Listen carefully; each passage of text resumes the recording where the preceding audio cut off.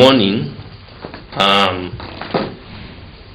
it's been a while since I have made a topical video uh, outside the church environment, and today I want to take time, given the fact that I may not be speaking from the pulpit for maybe a month or so, or a little more.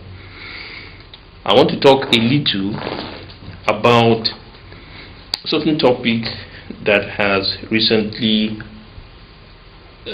come up as a very pungent concern, and although I have had enough time to look into it, has been a thing of concern for me. Every time I walk out there, I go on the pulpit, anytime I'm writing, anytime I'm doing what I'm doing, it is an issue because of the nature of the very institution that we call the church. We will all agree that this generation is going through what we might want to call a socio-cultural shift, and these shifts happen on a frequent basis. Anytime a new generation comes up, they want to change the way things are done. Mostly because new things come to being, new technology, new movements, new settlements, and because of these changes in geography, in weather, in climate, in human innovation, people develop new ways of thinking. And of course, each generation has to be able to contextualize, as it were, with that very unique setting that they find themselves. So the church these days is seen as an archaic institution because of some of these new waves of thought. It is seen as an institution that cannot live beyond the period between the 1st and the 5th centuries, and this is what is seen as the church age. And it is limited. A lot of people see it as an institution that is limited to this very time. But there is also a very sizable population that you can say are still very deeply immersed in the church, in the idea of the church, especially in the third world, in the developing world, because places like South America, Africa, and of course not only the Christian church, and other places in Asia and the Middle East are still very religious places, and because of that, religion is still seen as an important part of the life of the people. And yet, because of the hegemony of Western thinking, and I dare say the success of Western thinking, the idea is beginning to increase that it might be better to downplay the rhetoric of religion as a general norm, and especially as to do with the church. And the idea is that once it can be shown that the church is not succeeding, people who may want to identify with the church are seen as a threat to modern institutions, maybe democracy, and certain human rights, as it were. Now, this is what I want to talk about today. How do we see the current socio-cultural shift that is going on? Most of us talk about the Gen Z as a generation that have their own way of doing things, and how do we see how they do their things. There are new generations also coming after the Gen Z, the Generation Alpha, and there will always come new generations. One thing we have to understand, though, is that with every generation that comes, there are concepts that are important. And so some of these concepts are concepts that do not live on their own, do not abide on their own. And there's a tendency for people who come up in every generation to isolate these concepts and make them unique to themselves. And such as technology, science. There was a time science was not in existence, and the generation of today would not know that. As a rule of instinct, would not know that there was a time that science did not exist, and all that ruled the world was theology, and that was all. Even concepts like anthropology are new concepts. Even concepts like sociology are new concepts. Even concepts like psychology are new concepts. And all these are coming in the context of modern education. Certain societies had their own specialized forms of culture, and those specialized forms of culture were arranged in such a way that they serve the community best. When you look very closely at the Tibetan civilization, you will see that the Tibetan civilization had a way of arranging its own community. Every child, when the child was born into the civilization, after a few years at home learning how society works, the child will have to choose his or her own calling. And there were methods used in picking that calling for the child, and then the child will be taken to where the child will be trained for that calling. And there is a way society is stratified. So the current system we work by is based on a particular system that has developed over centuries as a cosmopolitan system, a system that is a mesh of so many different systems. Systems from Tibet, systems from the Jews, systems from the Arabian Peninsula, systems from Europe, and all these ways of thinking have been merged together to create a system that everybody can work with. Of course, the Western European systems might be dominant, but they include all these other civilizations. Although some of those civilizations did not and still do not take credit for it, but gradually we discover that they take credit. And so there are different ways to solve human problems, and those ways of solving human problems can be described as theological, can be described as anthropological, can be described as sociological, can be described as psychological or health-based.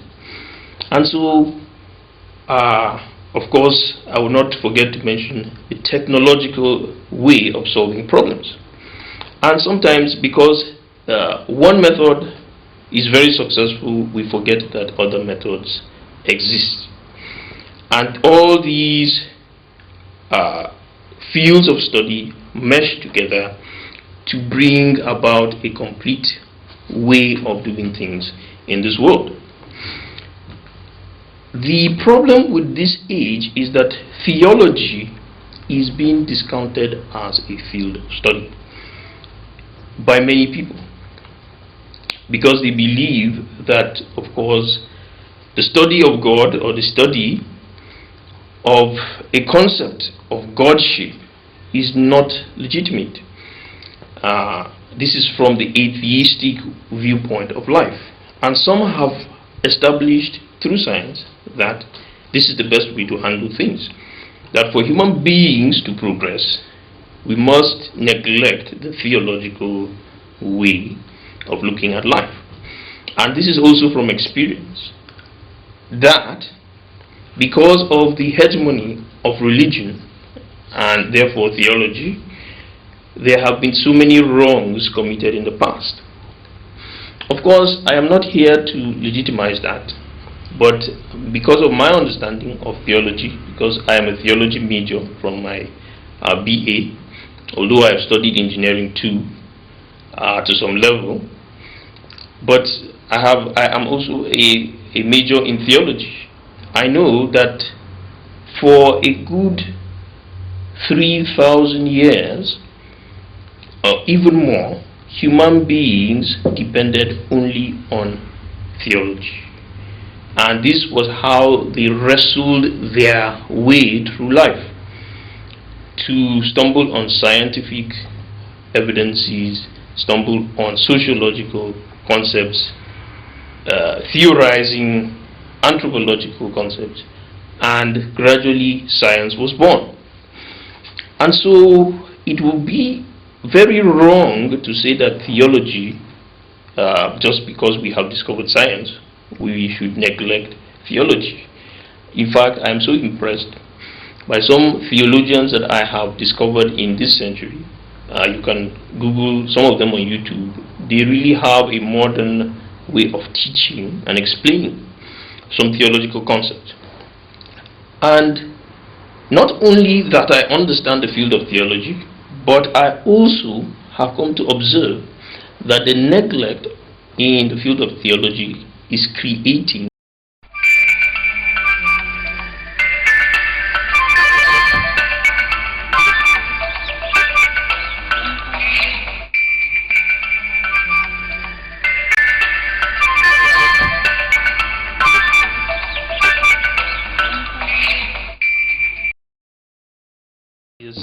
and I was talking about segmenting these theologies, different theologies, into their different true forms. And that is why you have the Christian church, you have the Hindu religion having a diversity of forms, the Buddhist religion having its own diverse forms, Islam, and African traditional religion also having diverse forms based on tribal lineages, nationalistic concerns, stately concerns. And so you have all those things taking place. And so it is increasingly becoming very relevant to where when you're talking to somebody, you have to talk to that person based on those unique concerns. Christianity has its own concerns. Islam has its own concerns, and so on and so forth. And so sometimes it's not just okay to say, okay, this person, just because this person even goes to a church, it has become increasingly common that not just because somebody goes to a church, that person is actually a Christian. There is a process which the person accepts the faith and gets slowly assimilated into the faith and becomes a committed member. And this is what I am concerned about, that some of the so-called modern theories that education tries to popularize are already concerns that are embedded within these faiths. And that is why we are having some of the conflicts that we're having with those old systems against this very system.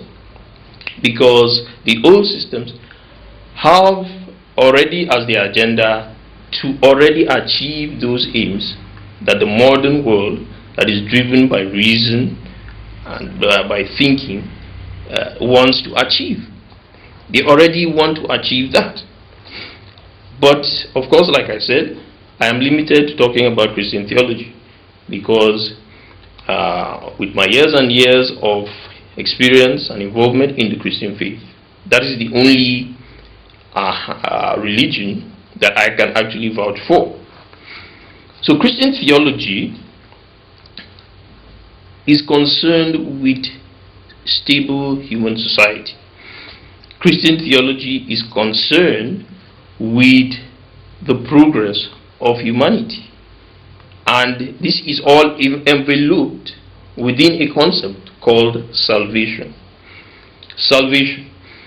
So salvation itself has its own definition. And it begins from spiritual salvation and is also concerned with physical salvation. Now, the modern form of the Christian faith seems to concentrate more on spiritual salvation.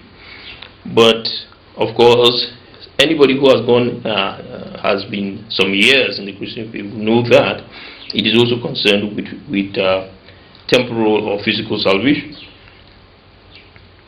And so, we have to understand these things. And the study of theology will kind of open and reveal some of these issues, which are slowly even dying away because of the neglect of the study of theology. Nevertheless, it is also important that those who are also immersed in these ways of thinking, religions, must also interact with the modern world to also find ways of conveying their desires more suitably to the people. And so we have come to realize that actually the main problem may not even be outside the organized Christian faith, those of us who have been in the Christian faith, but is actually inside the Christian faith. And what are the reasons? Because the Christian faith has evolved to having more spiritual parochial concerns. This comes from the reaction of the historical conflict between science and Christian theology. So because Christian theology could not solve certain problems, it decided to become the ostrich, as it were, hiding its head in the sand. And it is unfortunate that over the years, even those problems that Christian theology felt it could not handle, later on discovered it could handle. And it became an embarrassment for many Christian leaders and theologians. And that is the things that Christians struggle with. And especially in the light of the new generations that come up, they keep on asking these questions. You said you were wrong. So why do you claim to be right now? Why could you not solve the problems of the past? If you could not solve the problems of the past, why do you claim to have the solutions now? What has changed? And therefore, of course, Christianity would be an ancient and impractical system. So these are the issues that are at stake. And within the church, I have discovered that we have to understand the dynamics of what comes to make up the church of today, the Christian church of today. And you must understand these to be able to properly talk about the current issues going on in the light of the church. And you have to know the difference between the 1st to 5th century churches, the church that after then evolved during that time and also after them evolved to being the liberator and a modernizing agent of humanity, and also why the church has not been able to play that role in this very generation. So let us quickly go over these before we really talk about what we want to talk about today. And that's number one of these things, like I said, the 1st to 5th century church. Now the 1st to 5th century church is a church that was the underdog. Okay? It was a church that began as the underdog. The church that was persecuted. Members of the Christian church were killed. Jesus himself was killed and he resurrected. And his followers were killed in numbers. And that, because of that persecution, the church became popular, because it was Jesus' teaching that his disciples should not retaliate. And that piety was needed at that time, because it was a time of war, and the idea of turning the other cheek, an eye for an eye, was the issue. You couldn't turn the other cheek. It was about an eye for an eye, a tooth for a tooth. And so that time, Jesus' theology of turning the other cheek it succeeded, and so became popular. And of course, even in the physical sense, gradually took over the hearts and minds of people, and that now created a powerful and strong church, which later on Constantine took over and established as a state religion. So you have to understand the church from that background before you talk about it in terms of it was also involved in some form of oppression after Constantine, and all that. So it started as the underdog, and the theology that made it powerful was the theology of liberation rather than suppression.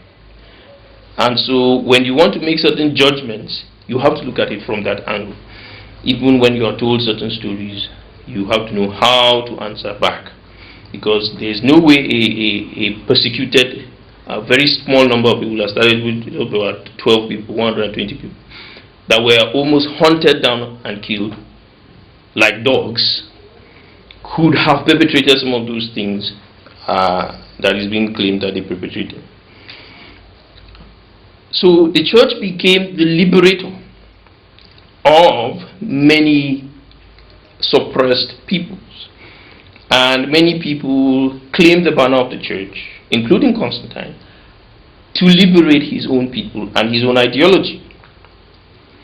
And from then, centuries and centuries of church leadership created a very strong church that also began to participate in some of the ills of society. Of course, because as the saying goes, power corrupts, and also absolute power corrupts absolutely.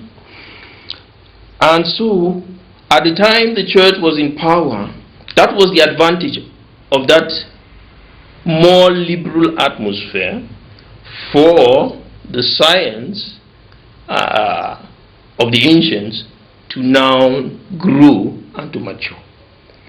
So science, which was playing a very doused role, insignificant role, had the opportunity to be nurtured and to grow.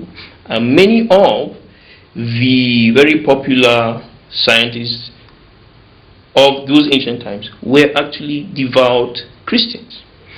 And from that, science grew, although that created another break, because of course religion was not equipped enough to deal with the issues, to actually make a separation between what is God and what is science. Okay, religion and natural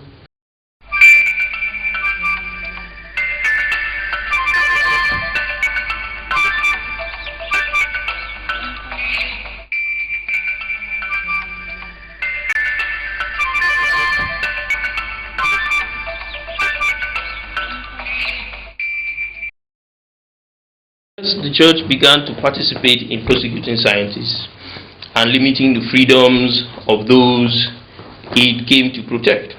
And what was the reason for this? The reason was just simple: to maintain the authority of God. The church had to maintain the authority of church leadership. And so church leadership was seen to know it all. And of course, no human being knows it all. And of course, those little things could not be. If the Bible had to be upheld as the greatest authority, and to protect that authority, any other thing outside the Bible was limited and was considered controversial at best. And so it had to be compared with whatever was in the Bible to find a balanced point. And much of it was thrown out because, of course, the Bible, as many would say, is not a science textbook, was not designed to be a science textbook. It's a very incredibly summarized document. And so it was not designed to play that role. And so there is a huge distance between sociology, even within the church, and church politics. The church polity. There is a huge distance, chasm, if you want to call it that.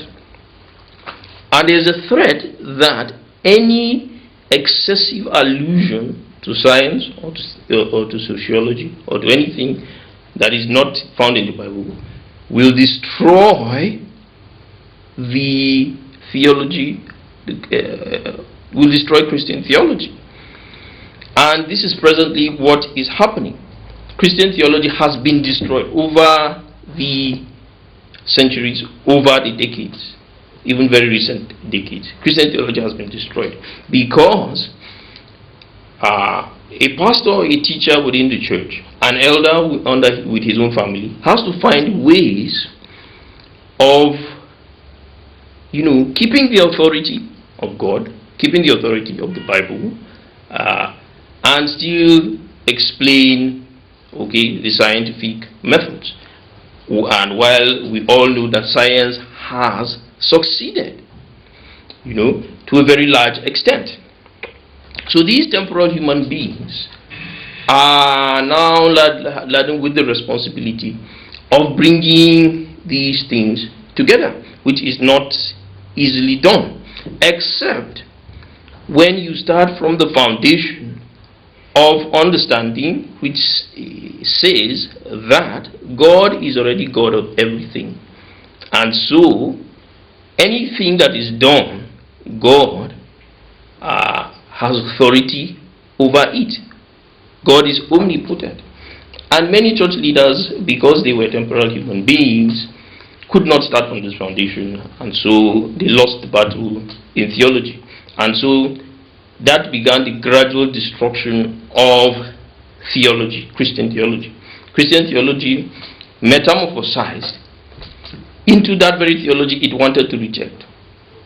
Greek theology, it metamorphosized into pagan theology. It metamorphosized into so many other things, even atheism. There are atheistic versions of what Christianity is today. And so that is why you have so many denominations, so many different denominations. Some preach prosperity, some emphasize the Holy Spirit, others emphasize the Bible alone, others are more broad spectrum, and you have others emphasize life after death. So you have so many of those divergencies in church theology, and this creates a lot of internal church tension. And so there is a gap between the pastor, the church leadership, and the followership. Human beings. Now, I want to help us to understand something very important. Before you can understand what is really happening, you have to first understand the nature of the human being. The nature of the human being. And this is where anthropology, psychology, very important. Because when you don't understand the nature of the human being, you will give too much to the human being. Of course, the Bible has dealt with this, but it has done it with one word, and that one word is called sin. And once you have already named something, it's difficult to, give it another name.